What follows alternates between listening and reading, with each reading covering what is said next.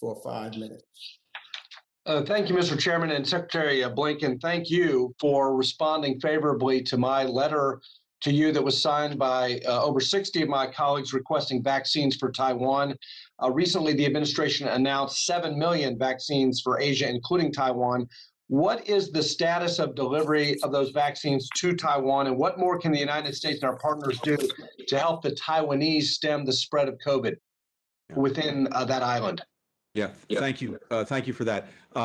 We are moving out as expeditiously as we possibly can in getting the vaccines out there, including to Taiwan. I think work is being done on that as we speak, and I think things will start to flow in the coming days and certainly the next couple of weeks. We're committed to getting the 80 million vaccines allocated by the end of the month, early into July, but the first 25 million should start to move soon. We want to make sure that we're doing it obviously safely, effectively, efficiently. That, as you know, the logistics of this are not without complication, but I think you'll see that happening in the days and certainly weeks ahead. Well, Secretary, thank you especially for helping the Taiwanese with COVID there.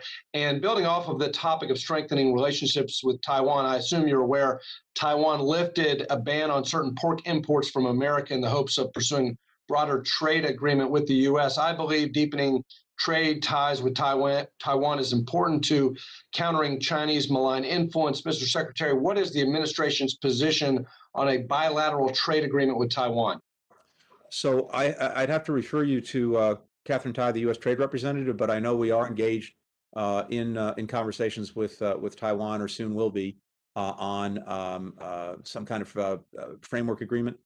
And those conversations should be starting, but I would ask you to talk to the U.S. Trade Representative. Thank you. On climate diplomacy, the Chinese Foreign Ministry spokesman recently warned the Biden administration that cooperation on climate change is, quote, closely linked with bilateral relations as a whole, unquote. Given China's clearly stated intention to condition climate negotiations on other issues, and the Biden administration's prioritization of climate, which, according to a recent article in Foreign Affairs magazine, has given the CCP significant leverage to advance Chinese interests in other areas, will you and Envoy Kerry fully commit to rejecting any demands from Beijing to make compromises on economic, technological, security, human rights issues as a means of extracting what I would say are illusory commitments from China on climate? Yes. Great. Thank you very much for that. Let me ask you about the administration's position on holding the CCP accountable on COVID and COVID origins. I do appreciate the fact that President Biden has ordered an intelligence community inquiry into the origins of COVID-19. I also, by the way, commend the administration for expanding on President Trump's order banning U.S. investment in Chinese companies linked to the military. But I do remain mystified by why the State Department terminated the Pompeo investigation into COVID origins.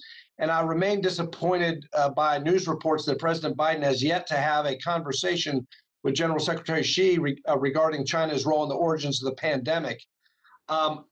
There was a recent article, I think it was just over the weekend, in the Wall Street Journal that says that the science suggests a Wuhan lab leak. I commend it to your attention if you haven't read it. It's a fascinating read, and evidence of a lab escape is mounting. Do you and the administration remain open to the possibility that the COVID-19 pandemic was genetically manufactured and intentionally released by the CCP as a bioweapon against the United States and the international community? We remain open to most possible explanations if the evidence is there to support it. The initial inquiry that the president ordered back in March and that reported out some weeks ago concluded that the two most likely scenarios were a natural occurrence and transmission from animal to human, and a lab leak. And I think no one has yet found conclusive, dispositive evidence that makes clear which one of those it is, which is why the president that you just referred to this ordered the intelligence community to do an intensive whole of government 90-day review to see if we can finally come to a determination of what happened, where it happened, why it happened. Well, thank you. And take a look at that article. It's fairly interesting.